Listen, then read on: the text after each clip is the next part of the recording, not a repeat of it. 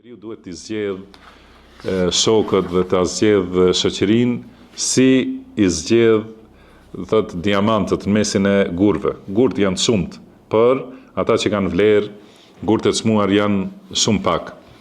Dhe ky shoqërimi i tepërt, këto ishin disa argumente për treguar të keqen e shoqërimit të tepërt. Mirëpo në kohën tonë ka një shoqërim të tepërt që është edhe më i dëmshëm, pa qenë fizikisht me njerëzit. Në kohën tonë, nëse e shohim, njerëzit më shumë janë largu, edhe nuk ka shumë shoqërim mes njerëzve. Por, është më e keqja që ky shoqërim i dëmshëm është në vetmi, ku njeriu vetmohet me kanale televizive ose me rrjete sociale, edhe aty shoqërohet me miliona njerëz që shumica dërmuese e tyre janë prej të devijuarve, ose dëgjon devijime, ose kjo kurreshtja jo e mirë e çon njeriu që t'i dëgjojë njerëz të bidatit dhe devijimit, edhe thotë tash çka thon.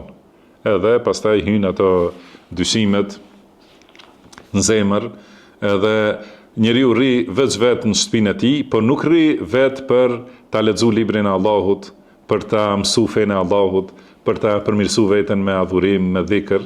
Nuk është i vetmuar për këtë, po është i vetmuar për të shikuar të gjitha format e devijimeve. Devijime në akide, ndoshta shikojnë edhe dyshimet mosbesimtarëve, edhe ka njerëz që kanë dalë nga imani për shkak të ndjekjes së këtyre rrjeteve të jo sociale, domethënë këtyre rrjeteve të kriminalëve.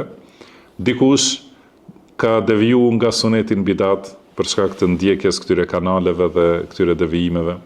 Dikush vazhdon domethënë me mëkate të lloj-llojshme, do thotë pamje të fëlliqura, me lloj-lloj mëkate, dhe këto gjitha ndikojnë zemër, edhe pse nuk ka pas nevojë të takohet me asnjëri fizikisht, se siç thuhet përpara, për të bërë një mëkat, është dash njeriu të lodhet, të shkojë diku në larg, ku nuk e sheh askush, t'i gjej ata njerëz të mëkatit, të hulumtoj, domethënë ku gjenden, edhe ku mund ta bëjë atë mëkat, që të shkojë ta bëjë. Kurse sot fshihet në dhomën e tij, e mbyll derën edhe i bën gjitha mëkatet, i vinë mëkatet deri te shtëpia e tij, nuk ka nevojë që të shkojë.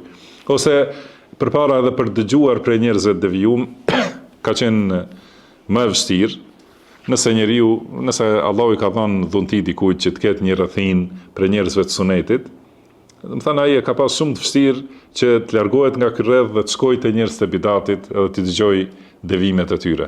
Kurse sot ka mundësi të jetë aty përpara shehut, edhe është duke lexuar diçka ose dëgjon prej fjalëve njerëzve të bidatit, edhe dikush thotë se desha vetë ta di çka thotë, ose dikush thotë duhet të kem informacione si janë, çka thonë këta njerëz të devijum, edhe atëherë hyn dyshimet edhe nuk dalin.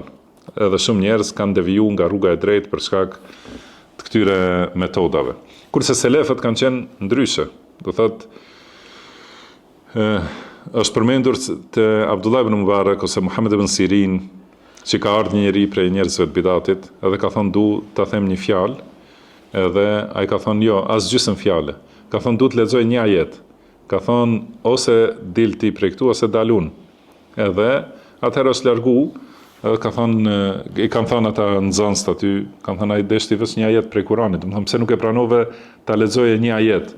Ai ka thonë se u friksova se do me ma prun ndonjë dyshim, edhe ndoshta ai dyshim hin në zemrën time, edhe do të mbetet, domethënë do ta breje zemrën derisa të vdes. Edhe këtë ka thonë Abdullah ibn Mubarak, domethënë imam i diturisë. Kurse sot njerëz që nuk kanë mësuar, nuk e dinë as leximin e Kuranit, mos flasin për kuptimet e librit të Allahut, edhe nuk i dinë bazat e fesë, edhe duan të dëgjojnë të gjitha llojet e bidateve dhe dyshimeve dhe devijimeve. Gjithashtu është transmetuar se Tausi ka qenë duke ecur me birin e tij, me djalin e tij, dhe ka pa një bidatxhi. Edhe i ka thonë djalit të tij, futi gishtat në vesh. Domethënë mos t'ia dëgjoja zërin bidatxhiut. Edhe duke ecur, kur janë afru, i ka thonë shtrëngoj më shumë. Domethënë kur kanë qenë më afër që mos dëgjoje prej tij asnjë fjalë, sepse siç kemi thënë, dëgjimi dhe shikimi janë dritare të zemrës. Edhe nëse njeriu i hap ato, hyn zemër çdo gjë që mund të jetë shumë e dëmshme.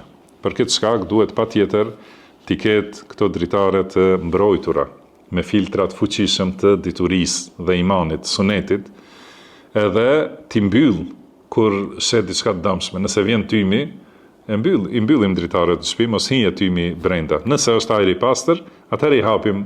Edhe në këtë mënyrë njeriu kur sheh qartësitë sunetit, i hap sytë edhe vesht edhe do ta mbushe zemrën me kuptimin e fesë. Nëse sheh tymosje, mjegullin, duhet t'i mbyllë krejtësisht, edhe mos laje që të hyjë në zemrën e tij ndonjë dyshim, prej dyshimeve të devijimit, bidateve, ose dëmeve të epsheve dhe mëkateve. Duhet të jetë i mbrojtur. Ky është qëllimi i izolimit dhe largimit prej shoqërisë me njerëz të dëmshëm.